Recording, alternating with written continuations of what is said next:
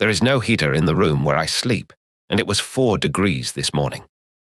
I slept under one wool blanket and a sheet, and I woke warm, and I lay there a while listening to the rain coming across the hill before I got up. Now it is not that I am hardy. I want that out of the way early, because it is the first thing people reach for, and it is wrong. It is not that I am hardy, and it is not that you are soft. That is not the difference between us at all. The difference is that I am heating a man, and you are heating a building. Your boiler came on at 5:30 this morning. It has been running most of the day. It is warming somewhere around 40,000 liters of air inside your walls, and it is pushing that warmth out through your roof and your windows and every gap round your doors about as fast as it makes it. And it is doing all of that so that one body, yours, about the size of a sack of feed, does not feel cold sitting in a chair. You're paying to warm the air in an empty hallway. You're paying to warm the ceiling of a room nobody is in. And somewhere there is a company sending you a bill for all of it, and that bill has gone up every year of your life, and you have never once been shown the other way of doing this. My name is Angus Elliott. I'm a hill shepherd in the Scottish borders. My family has worked the same Hirsal above Etiric since the 1740s, and there has not been a heater on in the room where I sleep in 22 years. I am going to tell you exactly how that works, not a trick and not thriftiness for its own sake. The actual mechanism, which is 200 years old and perfectly well understood, and which the people who sell you warmth have no reason at all to mention. By the end of this, you will know the 4 ways your body loses heat, and which one is actually costing you money. You will know why the jumper in your wardrobe is the wrong one. You will know what to change tonight for about the price of a takeaway, and you will know what I do in January when it is -9 on this hill, and the wind is coming off the Lammermuirs like a knife. Bide with me, and I will give you the first piece of it now, before anything else, because I am not going to make you sit through my grandfather's history to get something useful. Here it is. Go and stand in the middle of your living room tonight and hold the back of your hand up near the window, not touching it, a hand's width off the glass. You will feel a cold draft running down. There is no wind in your living room. Nothing is blowing. What you are feeling is the air touching that cold glass, getting heavy and falling to the floor and running across your feet. That is happening at every window in your house, all night, every night, and your boiler is fighting it. And it will never win because you cannot heat a room faster than a window can cool it. Now, let me break something for you, because if I do not break it, the rest will not go in. You are not cold, you are wet. I know how that sounds. Stay with me a minute.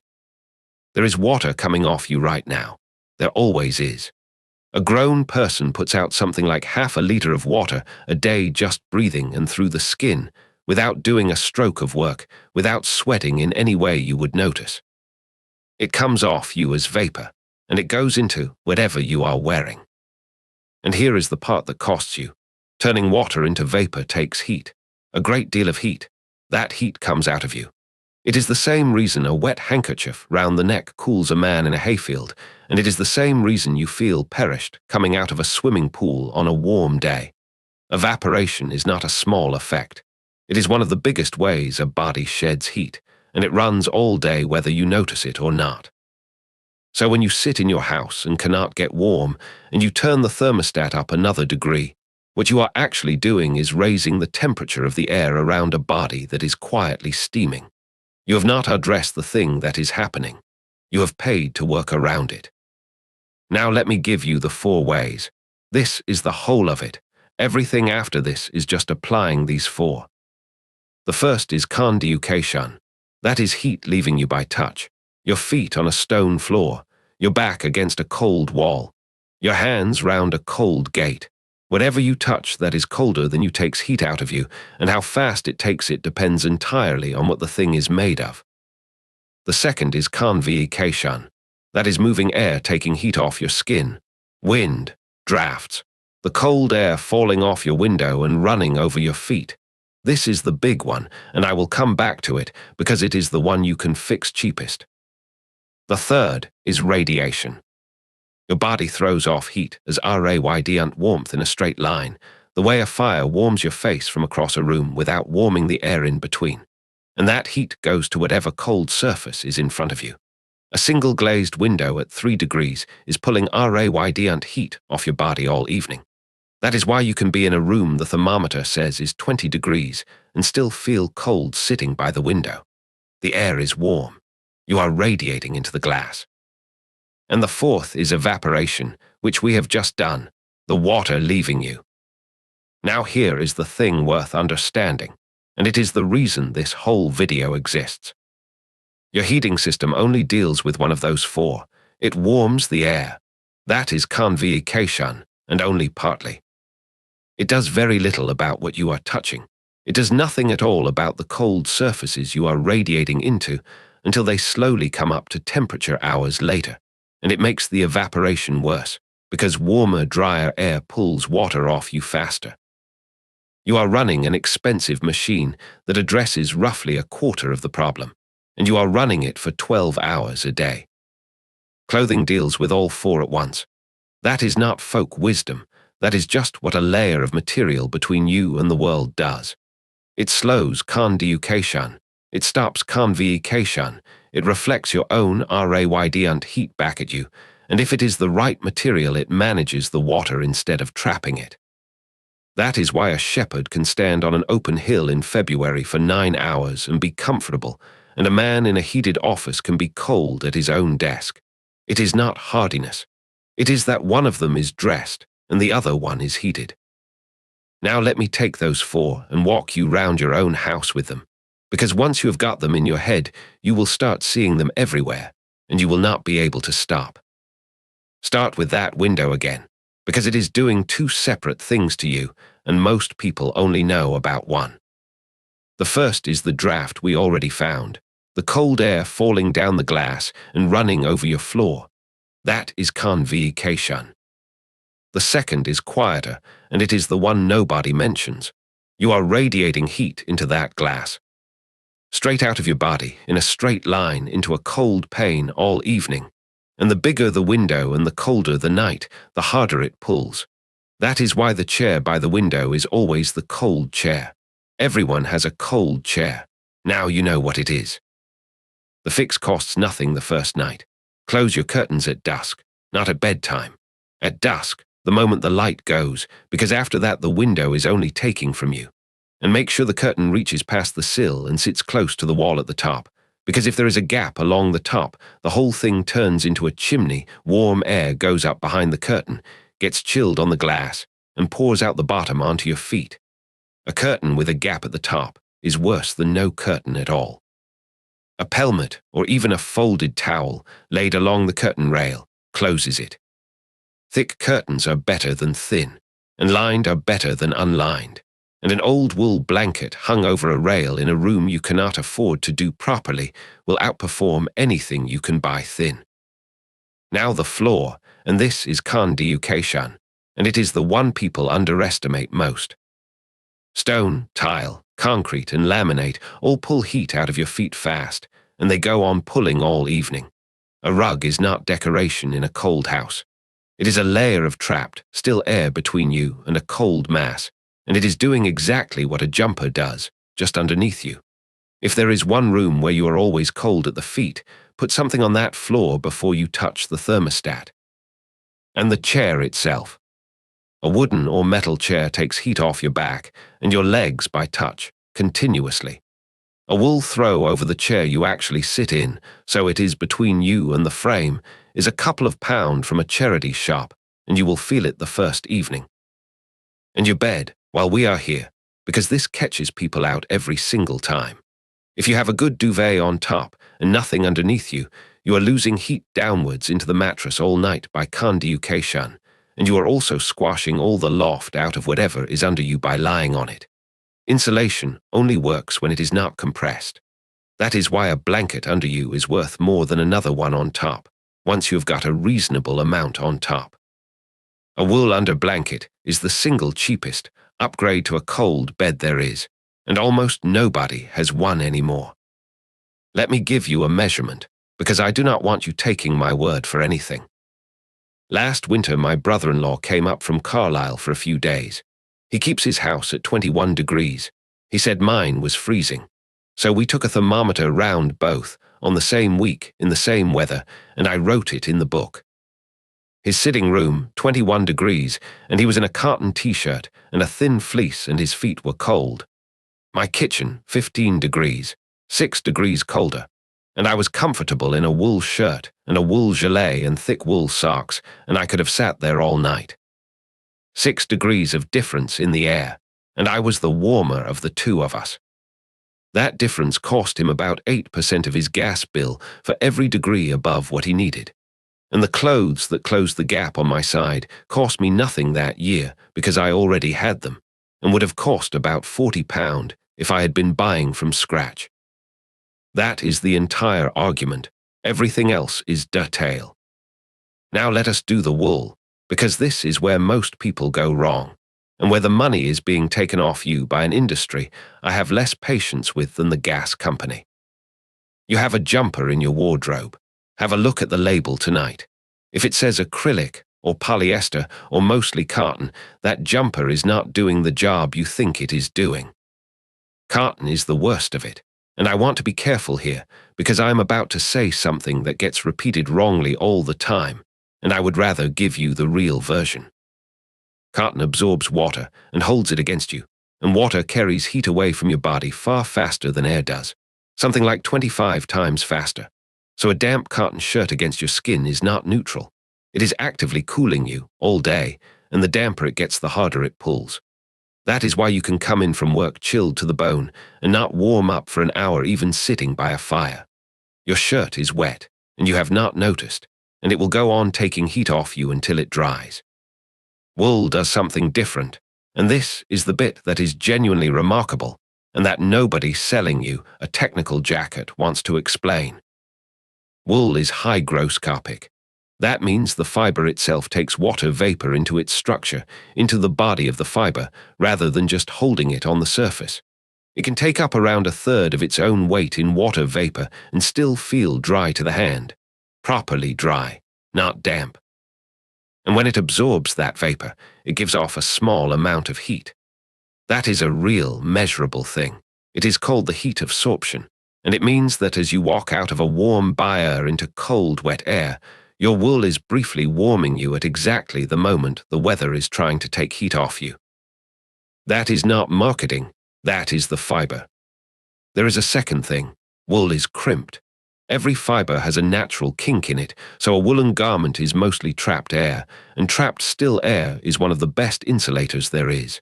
That is all insulation ever is, in your loft or on your back. Still air that cannot move. So a wool layer next to the skin manages your water, and a wool layer over it holds still air. And between them, they deal with 3 of your 4 heat losses without any power at all. Now, a £400 technical jacket does some of this too, and I am not going to pretend otherwise. Some of them are very good pieces of kit. But you are paying for a membrane and a brand and a shop, and the wool underneath it is doing most of the work, and a second-hand wool jumper from a charity shop for £6 will do more for you on a cold evening in your own house than the jacket will, because you are not going to sit in your living room in a mountaineering shell. Here is how you put it together. 3 layers, and the order matters more than the cost. Next to the skin, thin wool. A merino base layer if you're buying new, and if that is too dear, a thin wool vest or a wool long sleeve from anywhere. Its only job is to move the water off you. Do not put cotton here. This is the single change that most people feel within one evening. The middle layer is your warmth, and this is where you want loft. Thick wool or a wool jumper or a gilet like the one I wear most days. The loft is the point. It wants to be a bit loose. If you cram 3 tight layers on, you squash all the air out, and you have made yourself a thin, dense wrapper that does very little. 2 loose layers beat 3 tight ones every time. And the outer layer stops wind. That is its whole job. It does not need to be warm. It does not need to be expensive.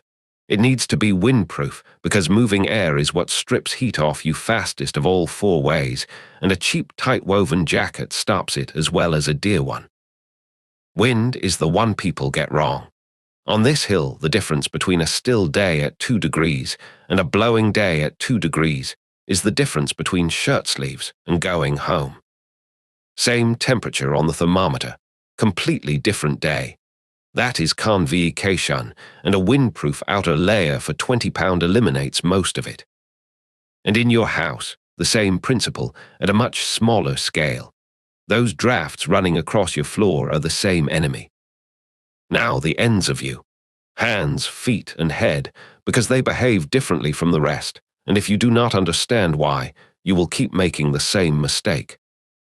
When you start to get cold, your body does something clever and from your point of view, quite unhelpful.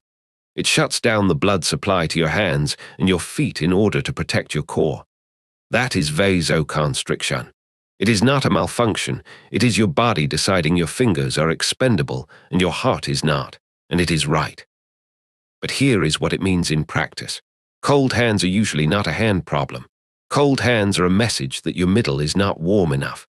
If you are out in gloves and your fingers will not come back, the answer is very often another layer on your body, not a thicker glove. Warm the core and the body reopens the taps to the hands. Every shepherd knows this, and it sounds like nonsense until the first time you try it. So, put a layer on your middle before you put another one on your hands. For the hands themselves, in the house, fingerless wool gloves, and I know exactly how that sounds. But if you are at a desk, or holding a book, or a phone all evening in a cool room, your hands are still, they are up in the air away from your body, and they are radiating and convecting away with nothing on them. A 4-pound pair of fingerless wool gloves means you can sit comfortably 2 or 3 degrees lower than you otherwise could. That is the single daftest looking item in this entire video, and it is one of the most effective. Feet, we have partly done. Wool socks, and slippers with a real sole so you are not conducting into the floor. And if your feet are cold in bed, that is not toughness, that is your body telling you it is shutting the extremities down. And a hot water bottle at the feet for 10 minutes before you get in solves it in a way no amount of thermostat will. And the head, what you have heard, that you lose half your heat through your head, is not right as it is usually told. It came from a study where the men were dressed everywhere else, and only their heads were bare, so of course that is where it went. The real rule is simpler. You lose heat from whatever is uncovered, and your head is just the bit that usually is. So in a cold room, a hat. In bed on a hard frost, a hat. It looks absurd and it works, and every one of my grandfathers slept in one. Which brings me to the money. Let us do the arithmetic, because I want you to see the size of what is being taken. Say your heating costs you $1,800 across a winter. That will be near enough for a lot of you, some more, some less. Every single degree you keep your thermostat above what you actually need costs you somewhere between 6 and 10% of that bill. Call it 8. That is roughly $140 a year per degree. So if you are keeping your house at 22 degrees because you are sitting in a cotton t-shirt, and you could be comfortable at 18 in wool, that is 4 degrees. 4 times 140. About $560 a year, every year, for as long as you live in that house. And the clothes that get you there are a one-off cost of about £40 that lasts 20 years, because wool does. Then there is the bigger one, which is heating rooms with nobody in them, and heating the whole house all night while everyone is unconscious under blankets. I will come to the night in a minute, because it is the largest single saving in this entire video. Now who benefits from you not knowing this? The energy company benefits, obviously and directly. Every degree is a metered degree. There is no version of their business where they sit you down and explain the 4 routes of heat loss and suggest a wool vest. The people selling you outdoor clothing benefit, because the story that keeping warm is a technical problem requiring a £400 purchase is a much better story for them than the truth, which is that a fibre we have been shearing off sheep on this hill for 800 years does most of it. And the house builders benefit from you not looking too closely at the drafts, because sealing a house properly at the build costs money and nobody is inspecting it after you have moved in. I am not saying anybody sat in a room and planned this. It is worse than that. It is that nobody who makes money selling you the cure has any reason to mention the thing that costs £1. But I do want to tell you how the default got set, because it is not very old and it did not have to go this way. For most of the history of people living in cold countries, you heated a room, not a house. One room. There was a fire in it, and that is where everybody was, and the rest of the house was for sleeping in, and you went to bed with a warm stone or a bottle and a great weight of wool on top of you. The kitchen in this farmhouse was built on that assumption in 1868, and you can see it in the shape of the room, the hearth at one end and the settle drawn up close, and doors that shut. Central heating changed the unit. Instead of heating the person or heating the room, we started heating the whole volume of the building to a single uniform number, and then dressing indoors as if it were summer all year. That is a genuinely strange thing to do, and it is about 70 years old, and it only ever made sense while fuel was cheap. And once it was normal, everything else got built around it. Houses got open plan, which is lovely and impossible to heat in zones.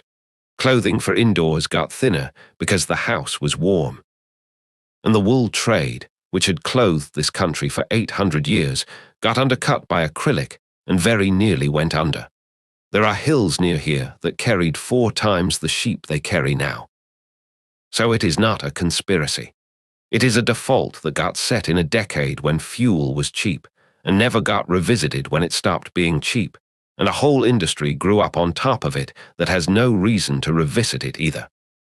You are allowed to revisit it. That is all I am saying.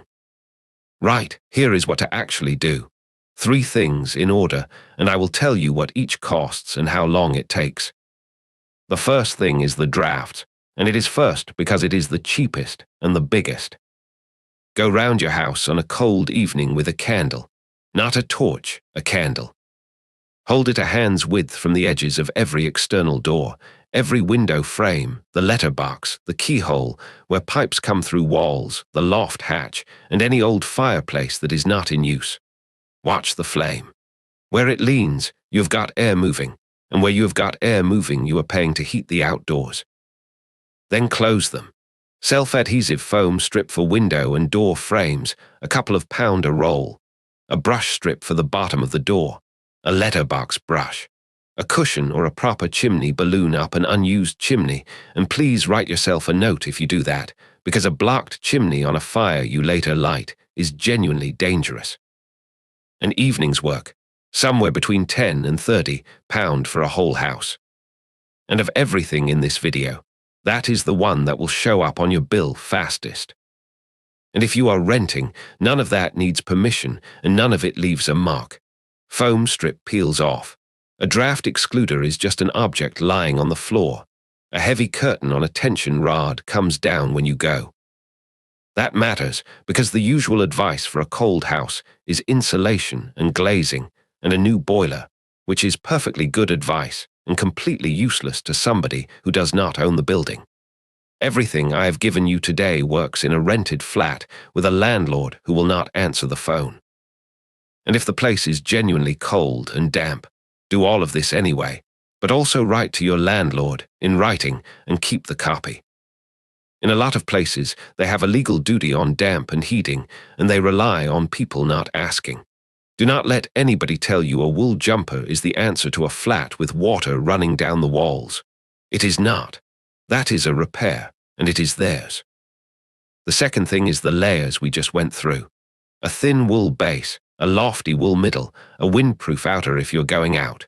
Wool socks, and this matters more than people think, because your feet are on a floor which is conducting heat out of you all evening, and cold feet make your whole body feel cold no matter what the air is doing. Slippers with a sole, not bare feet on tile. Charity shops, second-hand, army surplus. Wool is the one material where old is genuinely as good as new, and often better, because it was made heavier 30 years ago.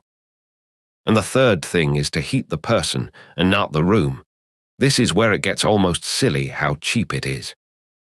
A hot water bottle costs about £8 and holds heat for hours. And against your middle or your feet, it does more for how warm you feel than 2 degrees on the thermostat, because it is putting heat into you by conduction, directly, instead of warming 40,000 litres of air in the hope some of it reaches you. A wool blanket over your knees in the evening, a lid on your head. You have heard that you lose most of your heat through your head, and that is not really true as it is usually told. It is just that your head is often the uncovered part, and any uncovered part is where you are losing it. Cover whatever is bare.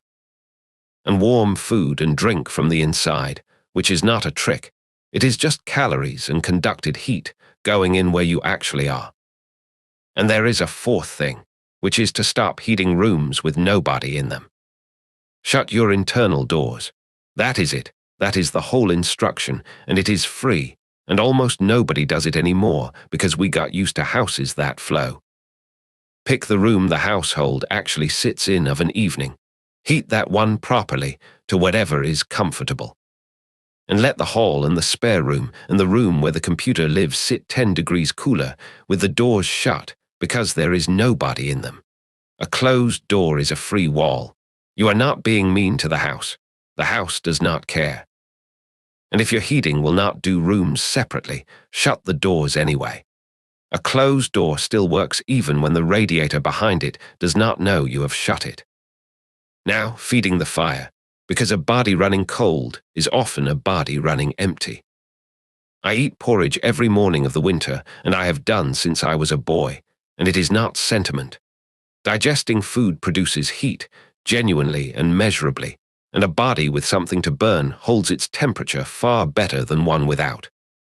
Anybody who has ever been cold and hungry at once knows they are not two separate feelings. They compound. You do not need anything special. Oats, something with fat in it, something hot to drink. But eat before you go out into the cold, not after you come back in, because the whole point is to have fuel in you while the weather is working on you. That is the mistake people make. They come in perished and then eat. Eat first. And if you are going to be out for hours, take something with you and eat a bit of it before you feel you need it. On the hill you eat on a schedule, not on an appetite. By the time you feel it, you are already behind. Now let me tell you how to actually run this, because knowing it and doing it are different things, and I have watched plenty of people do it wrong and give up. First, buy a thermometer. A cheap one, £3 or £4, the sort with a little screen. Buy 2 if you can. This sounds like nothing, and it is the most important item in this video, because at the moment you are guessing, and your thermostat is not telling you the truth. Your thermostat knows one thing, which is the temperature of the air in the hall where somebody screwed it to the wall in 1990. It does not know what the bedroom is. It does not know that the back room is 4 degrees colder than the rest of the house. It does not know that your feet are on a cold floor. So put a thermometer in the room you actually sit in, at the height you actually sit, not up on a shelf, and another one in the bedroom. Leave them a day. And then you will know what your house genuinely does. And in my experience, about half of people find that one room they have been fighting for years is simply much colder than they thought, and no amount of turning the dial up in the hall was ever going to fix it. Then the step down, and the rule is 2 degrees. Then wait a week. Do not go from 22 to 18 on a Sunday afternoon. You will be cold, you will be cross, and by Thursday the whole idea will be filed under things that do not work. Your body genuinely adapts to this over a few weeks. That is real. It is called acclimatization, and it takes a bit of time, and if you rush it, you skip the part where it starts feeling normal. So, drafts done first. Wool on. Then down 2 degrees and hold it a week. If at the end of the week you are comfortable, down another 2 and hold that. When you hit a week where you are not comfortable, go back up 1 and stop. That is your number. It will be different from mine and different from your neighbor's, and that is fine. And write it in a book or on the back of a receipt stuck to the fridge, whatever you like. The date, the number on the dial, and 1 word about how it felt. Nobody does this, and it is why nobody knows whether any of it worked. 4 weeks of that, and you will be able to see exactly what you have changed, and what it bought you, and when the bill comes you will know which bit did it. That is the whole method. Measure it, change one thing, wait, write it down. Now, the night. This is the biggest single saving I can give you, and it is the one that will sound most wrong. Sleep cold. Not dangerously cold, and I will give you the limits in a moment, because there are people who must not do this, and I am going to be plain about who. But for a healthy adult, sleeping in a cool room under proper wool bedding is not a hardship. It is better, and this is not my opinion. Your body drops its own core temperature by about 1 degree to get into deep sleep. That fall is one of the signals that starts the whole process. A hot bedroom works against it. That is why you sleep badly in a stuffy room in August, and why you can sleep like the dead in a cold room under a good blanket. So you're paying to heat a house for 8 hours, while everyone in it is unconscious, under covers, in order to make sleep slightly worse. That is the arrangement. Nobody chose it. It just came in with central heating, and nobody questioned it. Turn the heating off at night. Put a proper wool blanket or 2 on the bed, instead of one thin duvet. A hot water bottle in 10 minutes before you get in, if it is a hard frost. And leave the bedroom door open a crack so the air is not stale. My room was 4 degrees this morning. I would not tell you to go straight to 4 degrees. Come down 2 degrees at a time, a week at a time, and let yourself get used to it, and you will find your own floor. Now the limits, and I mean these. If you are elderly, or you are caring for someone elderly, or there is a baby in the house, or anyone with a heart condition, or a lung condition, or poor circulation, this does not apply to them, and I do not want you applying it to them. Cold genuinely kills vulnerable people, every winter, and it is not a character failing to need a warm room. Keep occupied rooms for those people at 18 degrees or above, and take medical advice over anything I have said. Second, do not let the fabric of your house get cold and damp in the name of saving money. Pipes burst below freezing and cost you more in an afternoon than you will save in 5 winters. Leave the heating on a low frost setting when you are away. And third, ventilation. A cold, sealed room grows mold because the water you're breathing out has to go somewhere, and it will condense on the coldest surface you own. When I say block drafts, I mean uncontrolled gaps round doors and windows. I do not mean seal the house up like a bag. Open a window properly for a few minutes a day, especially after cooking or a bath. Moving air is what keeps a building sound, and I have seen more houses ruined by damp than ever by cold. And I will tell you the honest hard part of sleeping cold, because it is not the night. The night is easy. Under wool, in the dark, a cold room is the best sleep you will ever have. The hard part is the 90 seconds after the alarm. Getting out of a warm bed into a cold room is genuinely unpleasant, and there is no dressing that up. So you do what everybody on this hill does, which is you do not leave it to willpower at 6 in the morning, because you have not got any at 6 in the morning. You put tomorrow's clothes on the bed, not on a chair across the room, on the bed, by your feet, under the covers if it is really hard weather. So the first thing you touch is warm and dry, and it goes straight on before you are properly upright. You have the kettle ready the night before, something hot inside you within 2 minutes of standing up. And you move. Not exercise, just move. Carry something, open the curtains, get the fire going if you have one. 2 minutes of moving and your body has switched over, and you will not think about it again all day. Do those 3 and the cold room stops being a test of character and becomes a room. That is the whole trick, and it is the difference between people who sleep cold happily for years and people who try it for 4 days and put the heating back on. Now, there is one more thing about a cold house that nobody warns you about, and it will undo everything else if you get it wrong. The washing.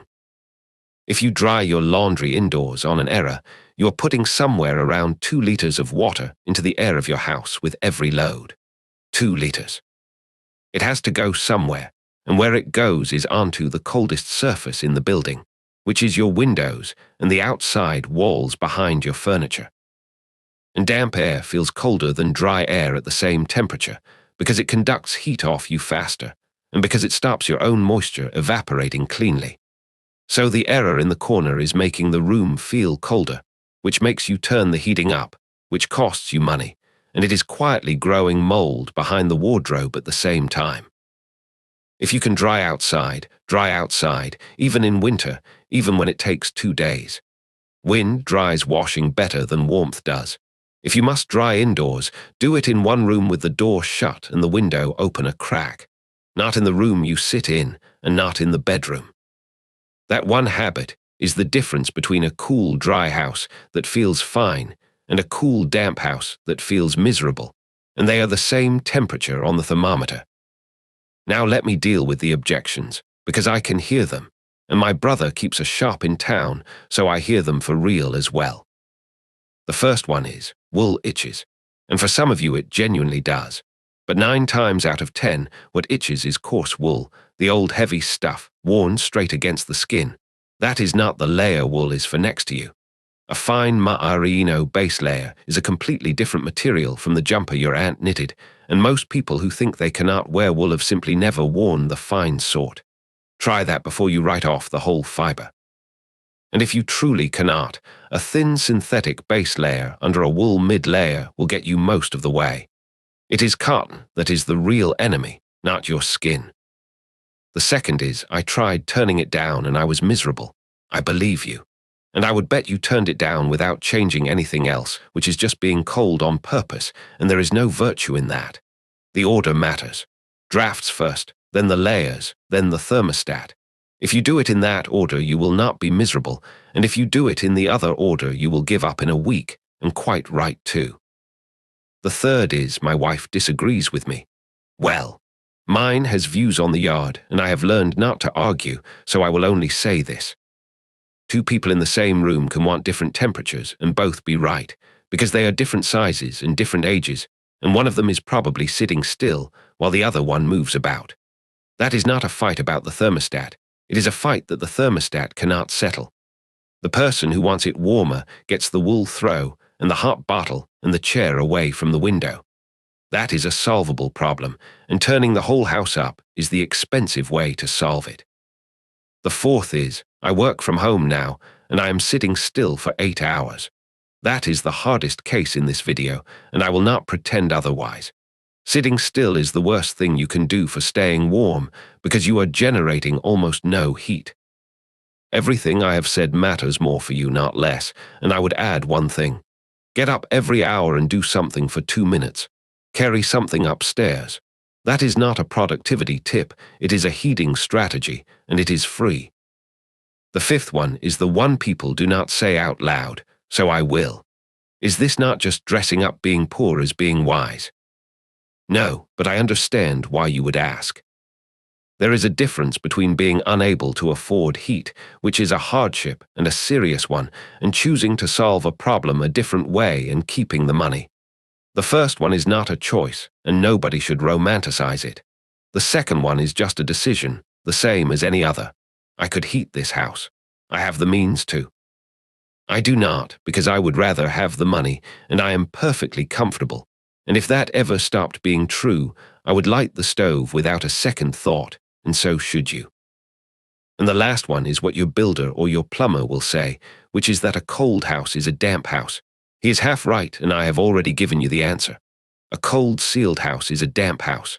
A cold ventilated house is fine, and every farmhouse on this hill has been proving it for 200 years. Block the drafts, open a window properly once a day, and dry your washing outside. Do those 3 and the damp does not come.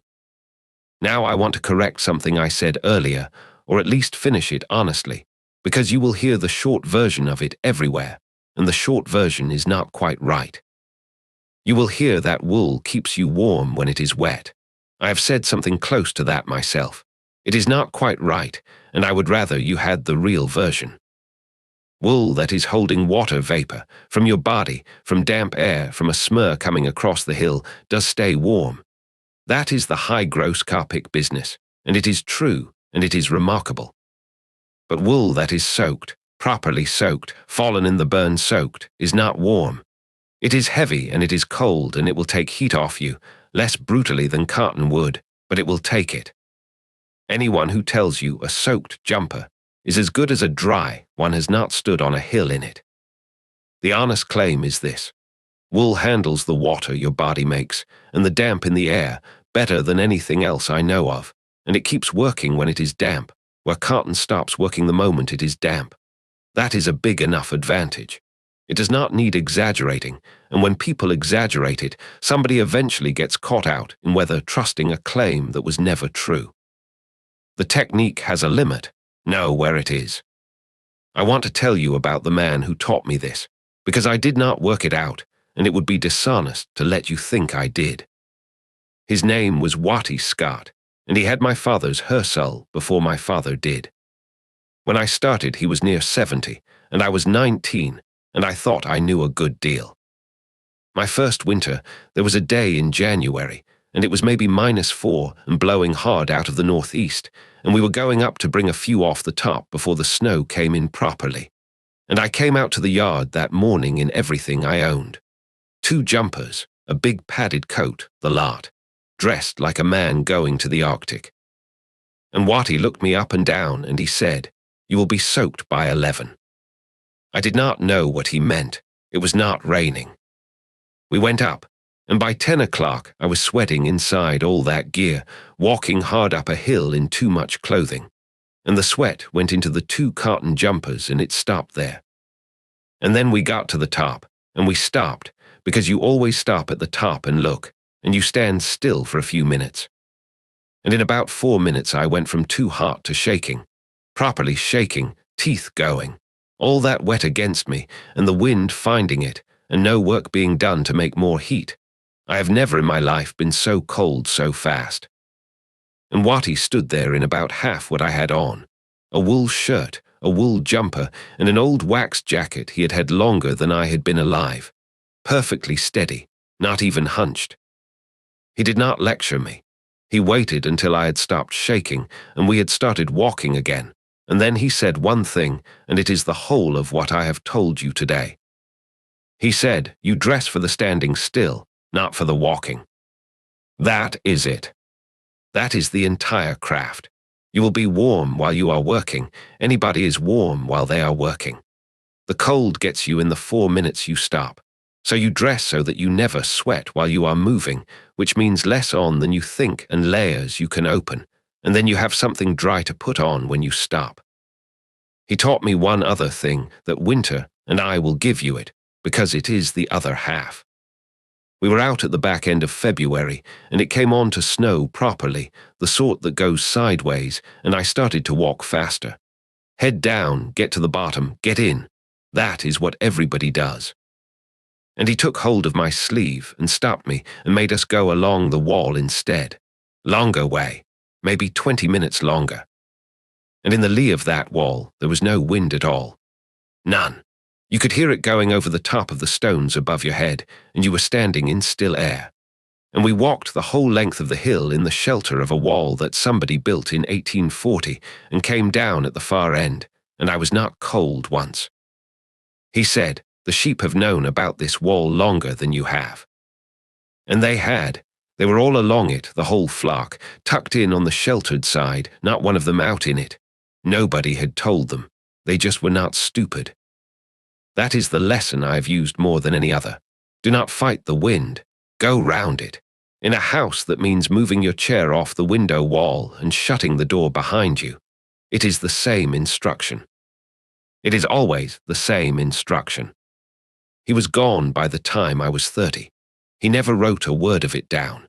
He had it from the man before him, and I have it from him, and I am telling you because there is nobody else in my family coming up who wants the hill.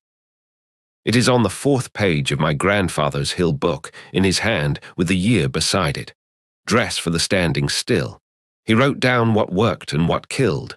That is all the book is. There is one more thing, and then I will let you go. The dog sleeps in the bee wire. She is 14. There is no heat in there either.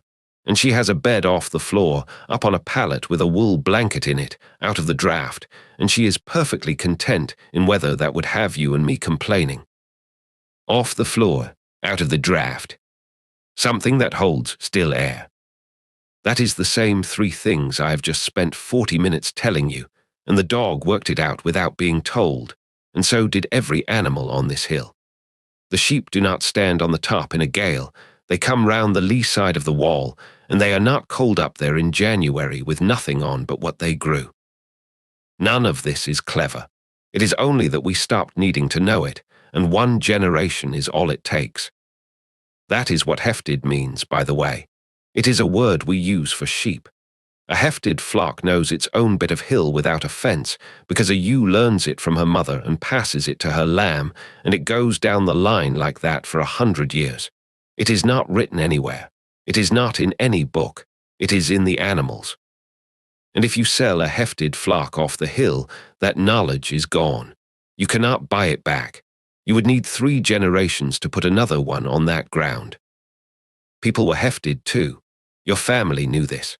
Somebody 4 or 5 generations back from you knew how to be warm in a cold house without a machine, because they had no choice about it, and that knowledge went down the line the same way, until 1 generation got central heating, and there was no reason to pass it on, and it stopped.